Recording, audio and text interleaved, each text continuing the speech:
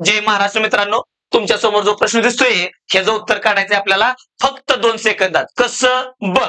दाद्या काय केलंय तुला ही एवढी सगळी माहिती दिली आणि ए आणि बी चं गुणोत्तर विचारलंय आणि ते आपण काढणार कसं डोळ्यानं. बघ दाद्या काय करायचं लय सोपं आहे. फक्त एकदा ह्या दोघांची बेरीज कर. 7 आणि 4 11 ते वर लिहायची आणि आता ज्यांची बेरीज केली त्यांचीच वजाबाकी आहे. मग आता 7 मधनं 4 गेलं किती राहतंय 3 आणि हे असं गपदिशनं उत्तर येणार. पुढं सेम क्वेश्चन काय करणार यम आणि यांचं गुणोत्तर विचारलंय. परत दाद्या एकदा दोघांची बेरीज कर. 11 आणि 5 16 आणि छेदामध्ये यांचीच वजाबाकी कर. 11 मधनं 5 गेलं किती येतंय 6. कटत असं तर कापायचंय भावा. मग काप. बे 8 आणि बे त्रिक हे आलं माझं.